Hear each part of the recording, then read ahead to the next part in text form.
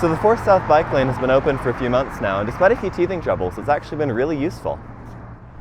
Drivers have started taking the hint on parking in the parking area instead of the bike lane, which is illegal, not just in Salt Lake, but in the whole state now.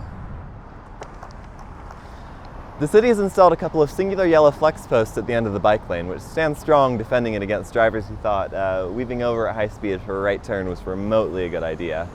And the bridge segment is as great as ever. I was up here a few days ago picking up trash, and behind the crash barrier it felt really safe, almost like the shared use path is in its own little world.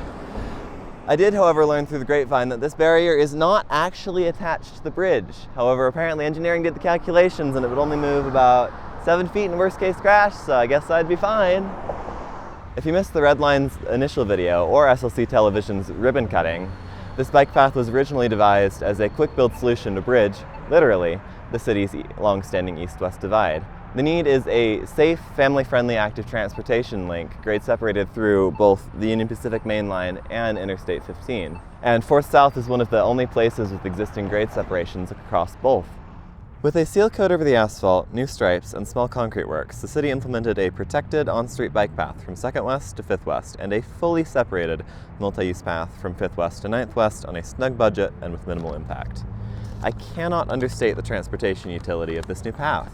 If you're riding between Rose Park and the east side, you can of course use 3rd North, but for anything south of North Temple, this is a much-needed, direct, safe, and reliable route into downtown.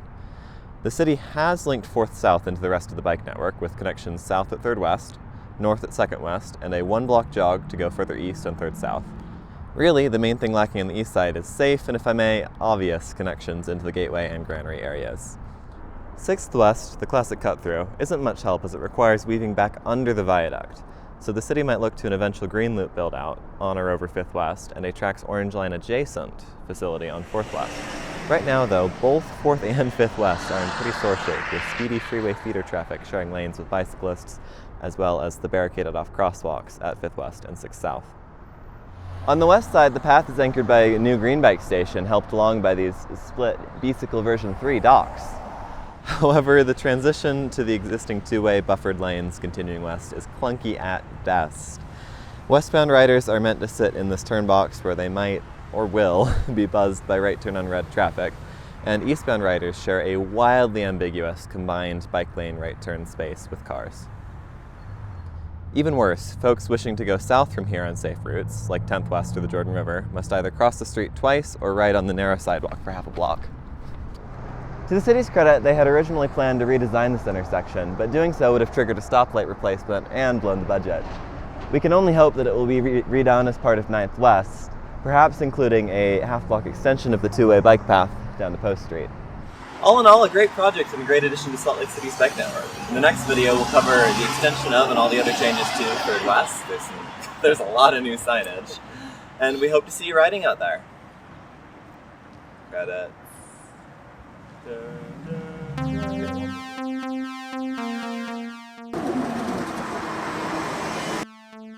Okay, we'll hope you don't actually get run over as we point out the real risks of the design of this bike path. Gotta break a few eggs to make an omelet.